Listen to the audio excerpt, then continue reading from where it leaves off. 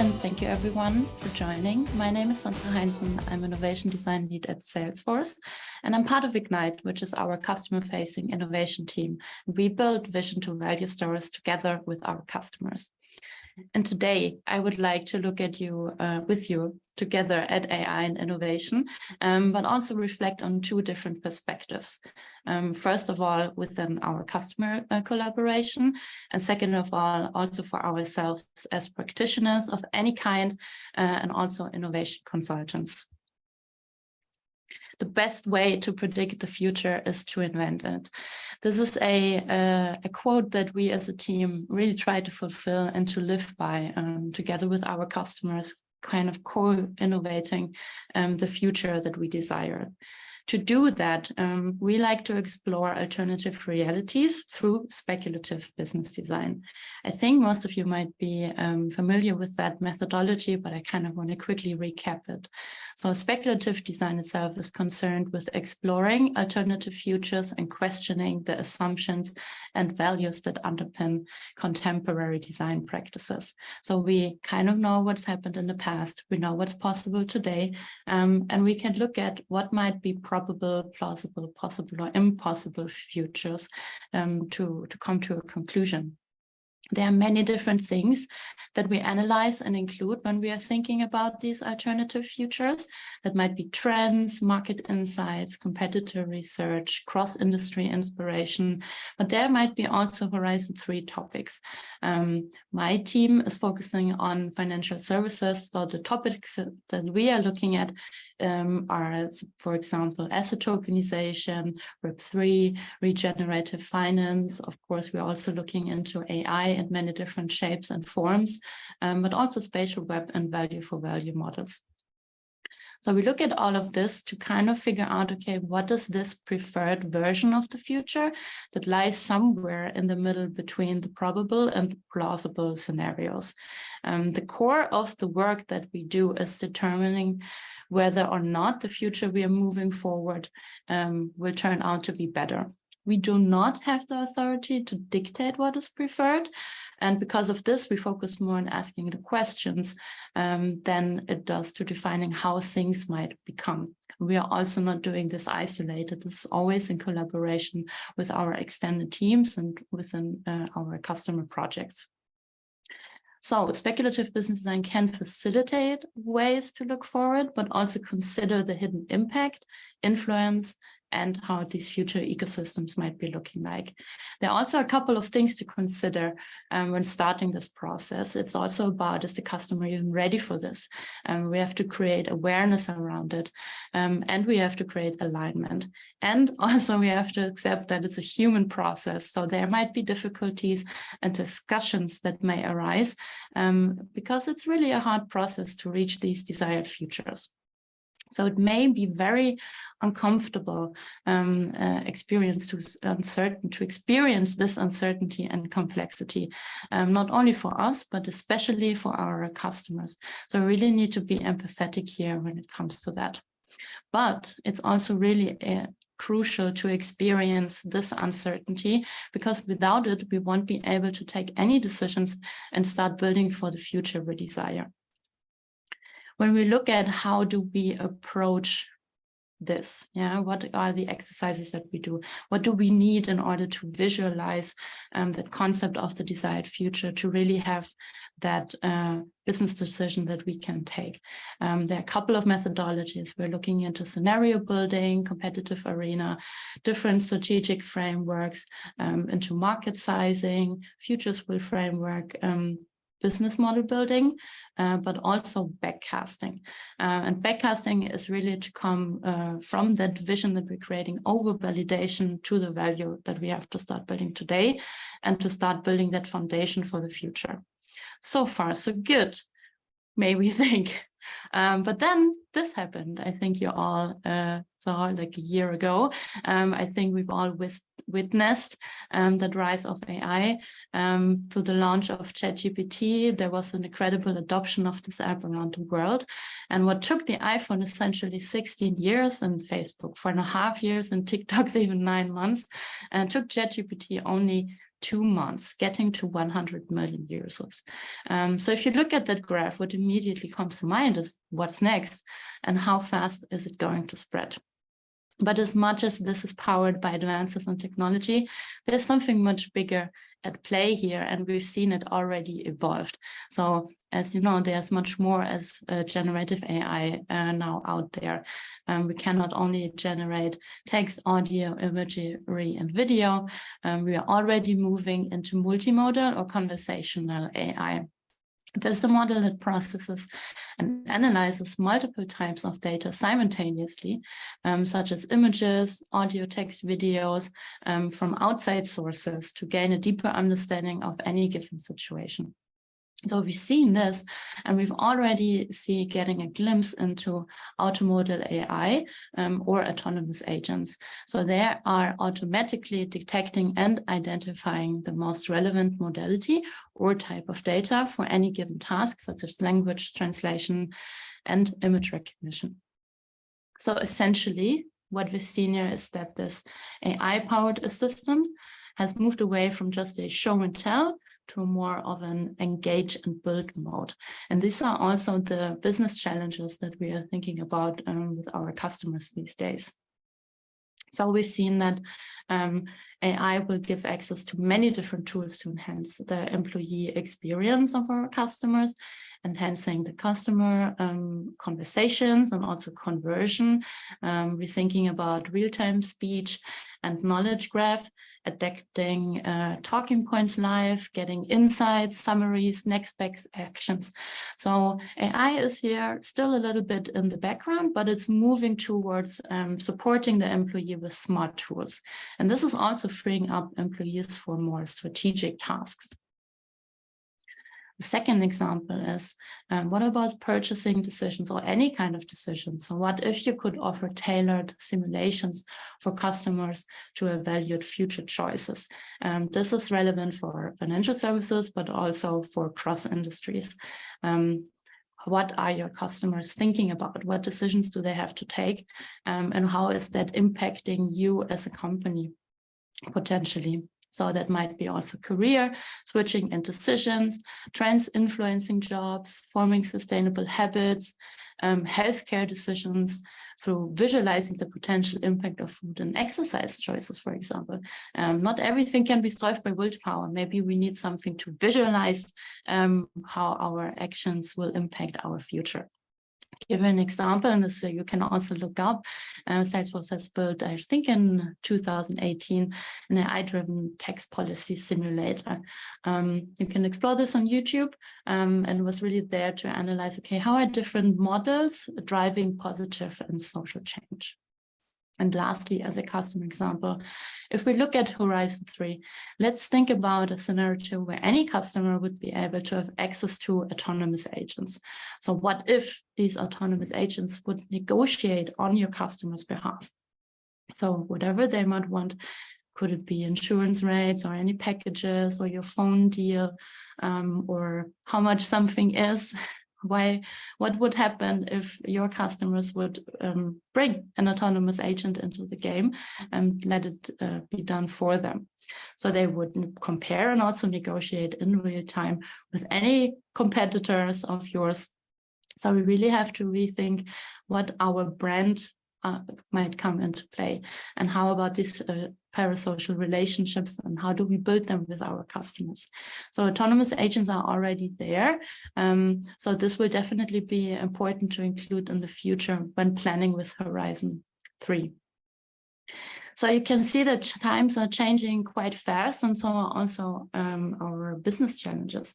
So part of building this trusted AI is to be really clear about the principles that should guide our responsible, ethical, and humane use of technology, which is why earlier this year, we developed these guidelines for the responsible use of AI. So to make sure that we can really rely on accurate data and are able to check the facts when needed, ensuring we mitigate harm, bias, and toxicity, keep people safe, be honest about how AI is brought into the experience, how decisions are being made, and how you are benefiting or maybe not benefiting from it, and really empowering humans, focusing or supercharging their capabilities, as we've already discussed. And right-sizing these potentially very resource-hungry models to make sure we are minimizing their carbon footprint is also top of mind for us. So if we look at that, what we've come across recently is something that was stated by Thomas Buberl, which is the CEO of AXA, the world's largest, one of the world's largest insurance companies. And he said, we need to train, train, train. And at first we thought, okay, maybe he's talking about the AI models, the language models that we need to train. But he was not talking about that. He was actually talking about how to train the employees of the companies to understand, to learn, and to adopt these new technologies to change the way they work. So how do we adopt generative AI and other AI models in a human and humane way, in a way that empowers and enables the human?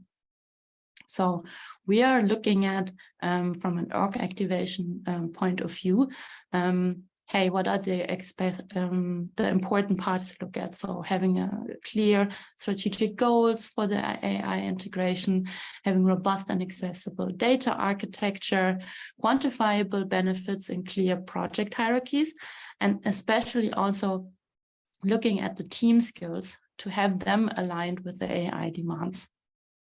And together with our customers, we explore their organizational readiness in combination with the business challenges, solving the capabilities of AI, where to start building, because this cannot just go from today on. We need to have a good data foundation to get this going, and also the acceptance within the organization. So how do we need to train our teams and also ourselves? We experiment and ask ourselves a lot of questions, as you can imagine. So now we are flipping into how do we as a team and innovation consultants and designers and researchers and strategists looking at this. So we want to see AI as a collaborator in our process. So how might we navigate this boundless possibilities of ideation in the age of AI and innovation? I think you've seen that now also Miro has AI to provide us with support there to ideate and to synthesize. If you have a ChatGPT Pro subscription, you can also check out the custom instructions which make responses way more customized to your needs and to your environment. You can describe who you are, what's your native language, because this will influence how prompts are being interpreted. What's your cultural background? What's your experience? What's your job? Where are you working and how long? And who do you want to be guided by? So what is this personality that you want your AI assistants to have? Here we also already go a little bit into parasocial relationships, but here let's think about that persona. Who do you want to talk to? Because this will influence the answers that you are getting. So think about, I want you to talk to me like a friend, talk to me like my mother, like a mentor, or any specific person that you might look up to. So AI could also be a very visible, it's important, and workshop participant within your projects. This is something interesting to experiment internally, but also together with your customers. We certainly have already tried it with our customers, and it worked quite well because there is a black box that has been covered. So next one, AI as an accelerator for interdisciplinary cross-industry movements. So how might we effectively bridge the gaps between trust and regulation to foster responsible AI-driven innovation? So we're looking into AI tools for regulatory compliance, test it out, check out trust and metrics.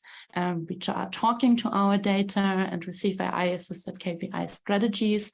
This is something we do with internal tools, but also external tools. If you look into using ChatGPT, for example, with add-ons or plugins, and to check out cross-industry standards and also support your validation process within your design process, which can be facilitated and supported by AI.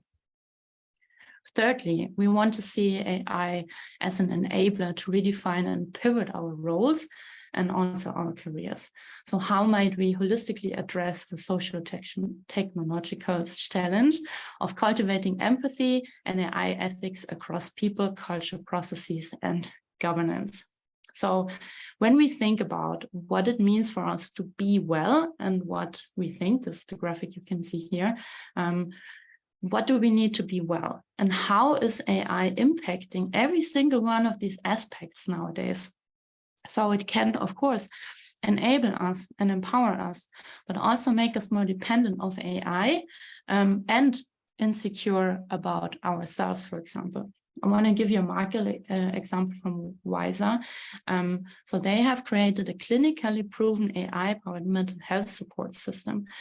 So patients who need immediate mental health support, they can talk to that AI until a psychologist, for example, if even needed, is found to continue the care. And they found out that in most cases, this initial conversation can be covered by AI and gives this immediate relief before we look forward. So there's something really interesting and a real world example as well. Fourth, AI is a translator of complexity. So how might we employ visualization techniques to make AI decision-making processes more transparent, understandable, and accountable? I think you've all already Googled AI in the image search. What comes up there? You see the stereotypes of like blue, white, human robots, flying brains, everything is connected, little tiny dots and lines. And this makes AI very abstract because it is very abstract. So the visualization is needed to explain, humanize, and also make AI more accessible. What we can see is that these stereotypes can also negatively impact the public perception of AI, and it really fosters this unrealistic expectations of technology.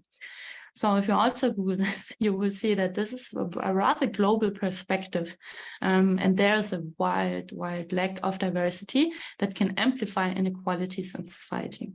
So what I've shared here on the deck and all the visualizations, by the way, that you could see in this deck, the animated ones, are by a project from Google DeepMind. It's called Visualizing AI, and they invited real artists to share their perspective on how AI should be visualized. I don't think it's completely solved yet because it hasn't landed yet in the mainstream, but I think this is something for us as designers, researchers, and strategists and innovation consultants to explore and have in mind when we think about how do we actually visualize this new capability. And lastly, we want to see AI as a facilitator of human-like interactions.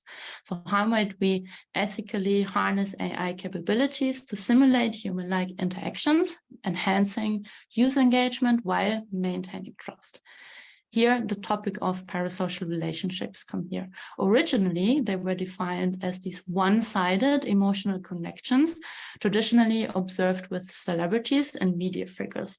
But now with AI coming in, we have these AI-powered virtual entities, and they are expanding this field, and they are reshaping the landscape, fostering similar and more interactive connections.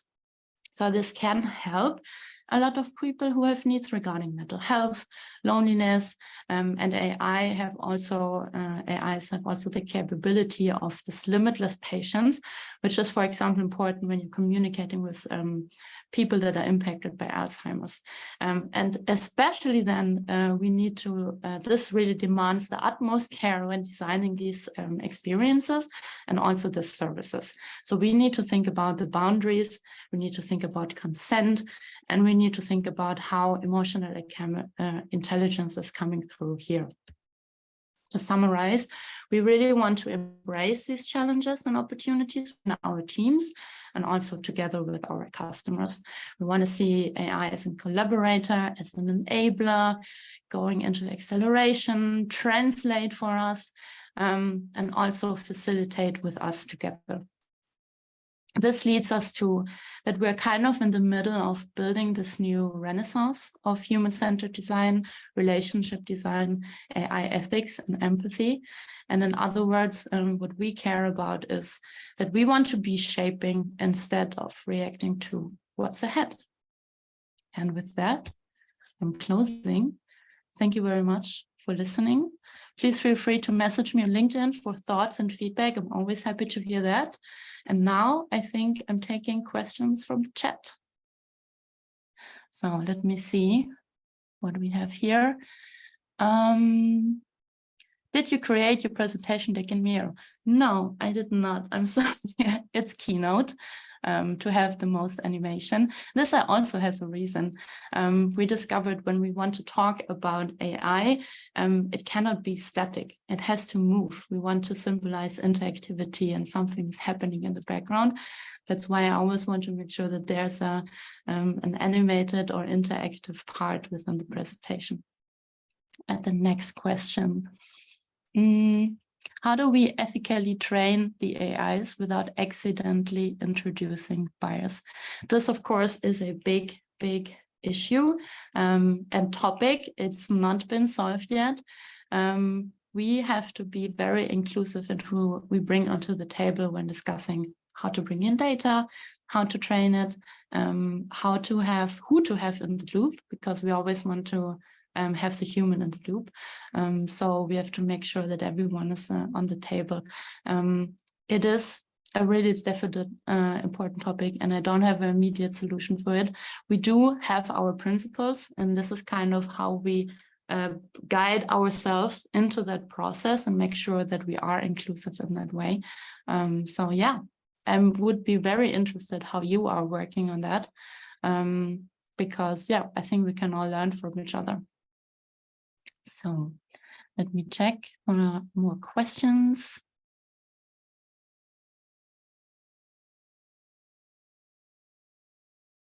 Do you think AI may be used with specific types of customers, segments, and services? I do not see it interacting with everyone. I agree, and we also see differences among different industries, for example. So in financial services, I think we see a big push that this interaction is wanted and also needed. In other industries, this can look vastly different. So we also want to be mindful of that. That's why we do validation research. And we want to think about, is this something that's already there for like the B2C contact, or is it still like B2B? Is it internally? Is it for the employees and the organization? Is it just for a specific department within the organization? So we want to make sure that this needs to be evaluated, because yes, I agree. I don't think it's immediately for everyone. Not everyone will be interested in that. There's a lot of skepticism, which is also correct to have. So yes, this needs to be evaluated and really thought through. I agree. Okay. Then next question. How do we avoid Terminator, Westworld, etc.? Good question.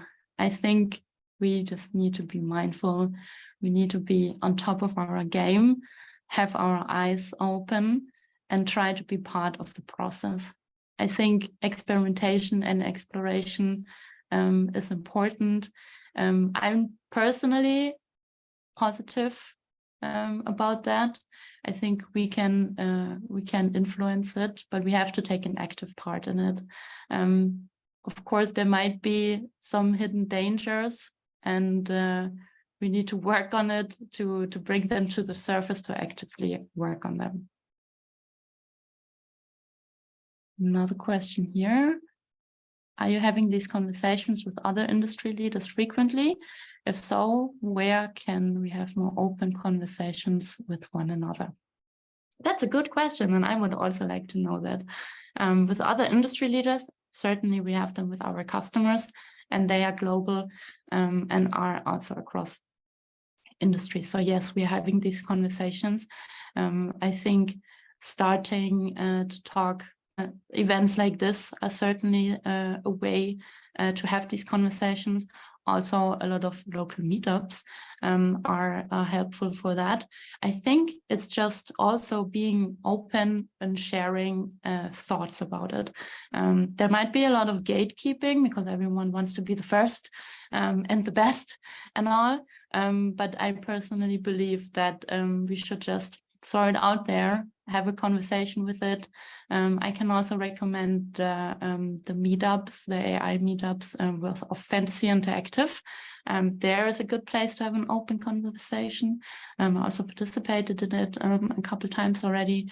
So this is what I recommend. And I think they also have a Slack group. Maybe we can share that after. So yeah, and if there are any other people who have good ideas on how we can exchange on that, happy to hear that. All right, thank you so much.